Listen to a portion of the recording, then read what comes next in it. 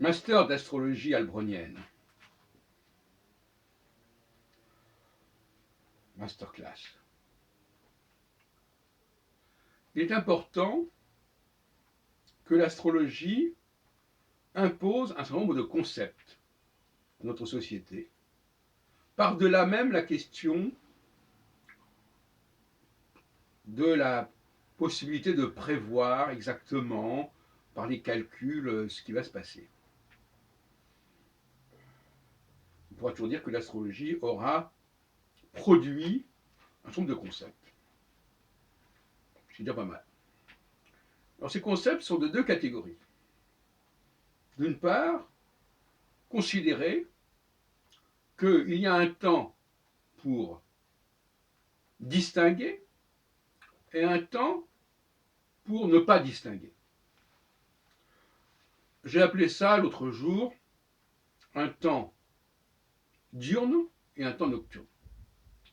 Quand on est en période diurne, on voit les différences, on prend conscience des différences et on ne s'essaye pas à les nier. Quand on est en période nocturne, on a tendance à les voir de moins en moins évidentes et à la limite de dire finalement il n'y a pas tellement de différence. Voilà. C'est un peu ce que Louis XIV a conclu lorsqu'il a rejeté et mis fin au traité de Nantes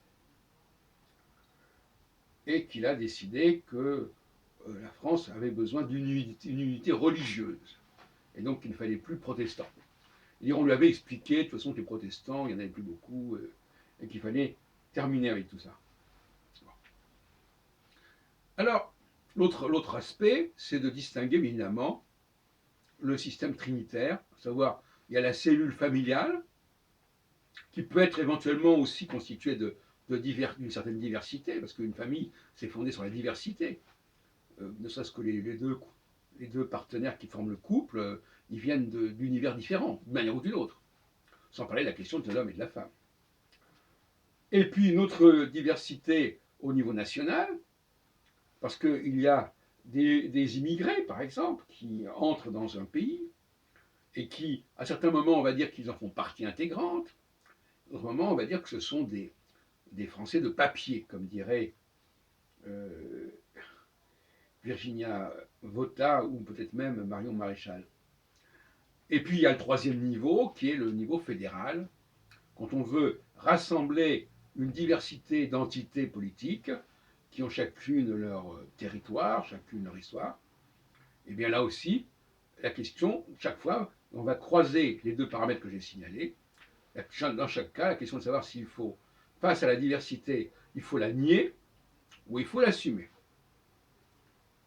Alors, assumer la diversité dans la famille, c'est assumer le fait que les gens ont des valeurs différentes et qu'à certains moments, ils ont besoin de fonctionner diversement et différemment. Et à d'autres moments, non, il vaut mieux qu'ils cherchent à vivre de manière très proche. Donc proximité avec la conjonction, plus grand éloignement avec la disjonction. Et ça vaut aussi, bien sûr, pour la nation, où à certains moments nocturnes, on va vouloir absolument que tout le monde rentre dans le moule, et à d'autres moments, on va dire, non, finalement, il peut y avoir de la diversité.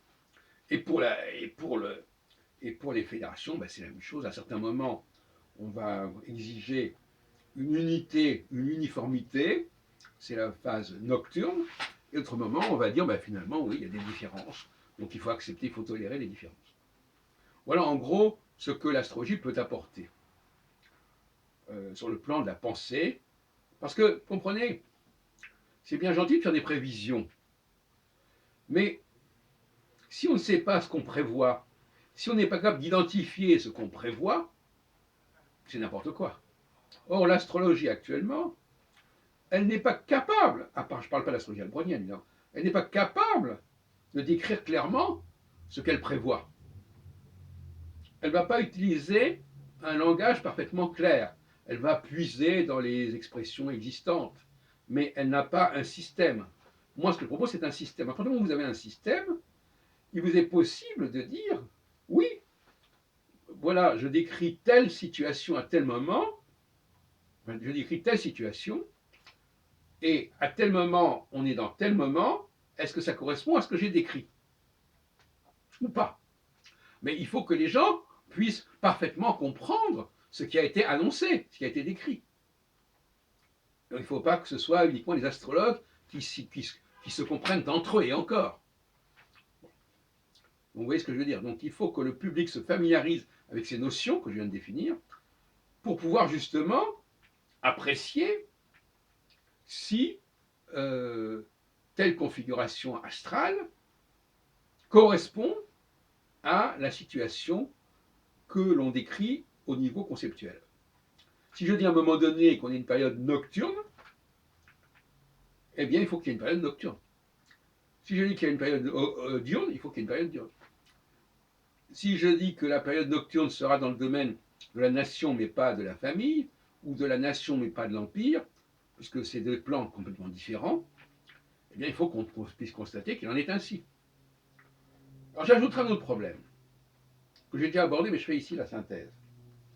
À savoir que quand on veut étudier un événement,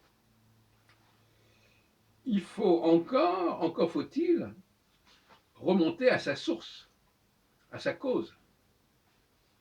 C'est comme un enfant il est né à tel moment, mais il a été conçu à un autre moment. C'est la conception de l'événement, même pas de l'événement, c'est une façon de parler, la conception du processus qu'il faut étudier astrologiquement. Maintenant, ce processus, il va se développer, il va se décliner de différentes manières. Et ça, c'est un autre problème encore. C'est ce que je veux dire.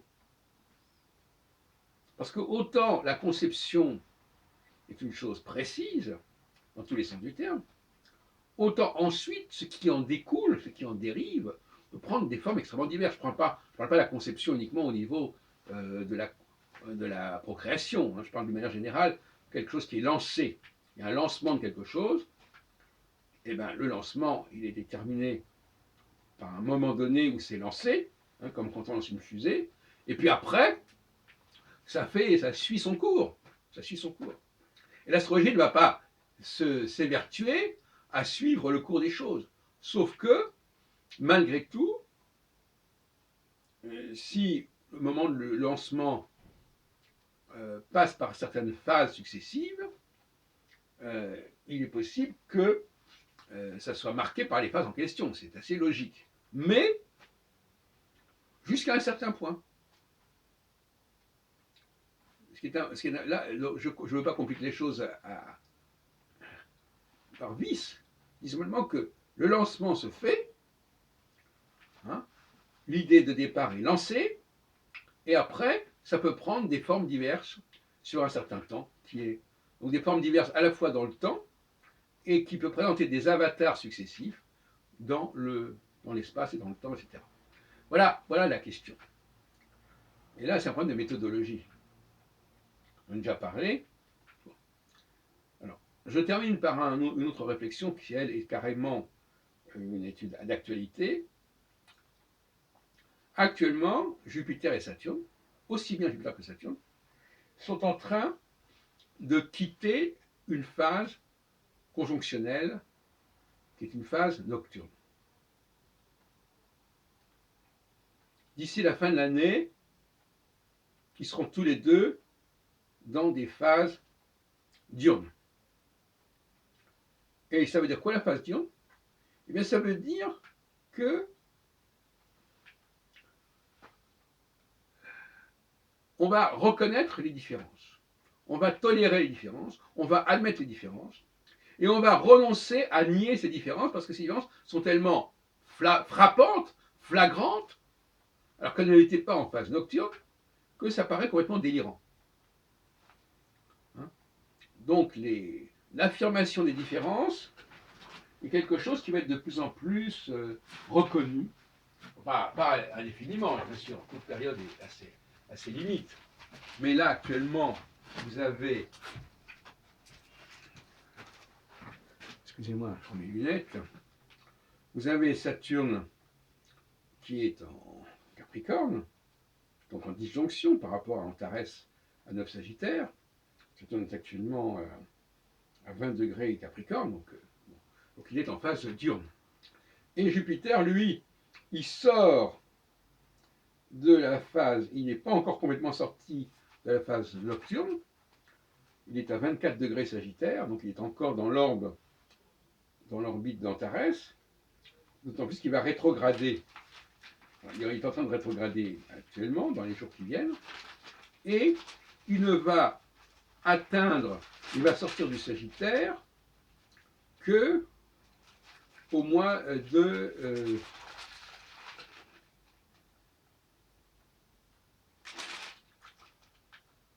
voilà, au mois de décembre, au lendemain de mon anniversaire. Donc, ça veut dire quoi? Ça veut dire que de plus en plus, les gens vont être lucides. On va sortir d'une période où on veut mettre tout le monde dans le même sac, où on veut que tout le monde ait le même statut, tout le monde ait les mêmes droits, les mêmes avantages, etc. Et on va accepter toutes sortes de différences. Ça veut dire par exemple que, puisque le prolongement du délai pour le Brexit a été accordé jusqu'au 30 octobre, et là nous sommes dans le domaine saturnien, parce que on est dans le domaine fédératif, on n'est pas dans le domaine national.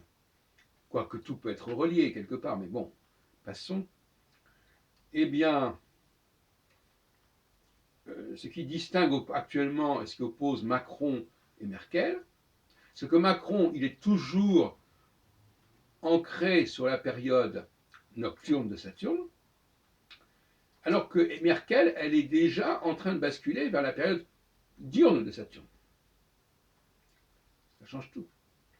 Alors, comme une période de transition entre les deux, entre la phase diurne et la phase nocturne, ben évidemment, ça crée des problèmes, et ça crée des divisions, comme on dit, au sein même de l'Union européenne.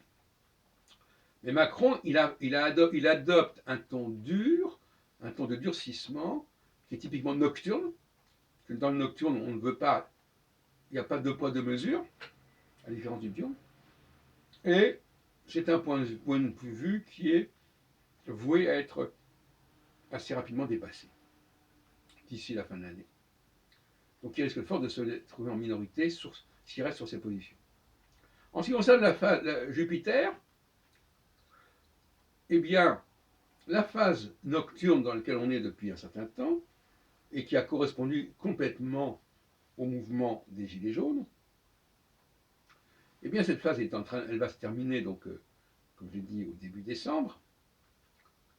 Mais enfin bon, il y a des phénomènes d'anticipation qui font que certains restent plus en arrière, d'autres sont déjà plus en avant.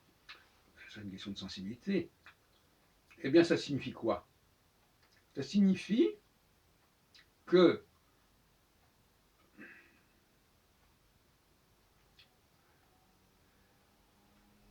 on ne va plus considérer que les gilets jaunes doivent avoir les mêmes droits que tout le monde.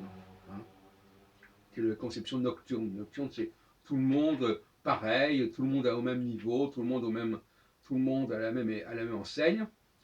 Bon, ça, on peut encore le nier un tout petit peu pendant quelques mois, mais finalement, au bout du compte, les gens vont devenir réalistes.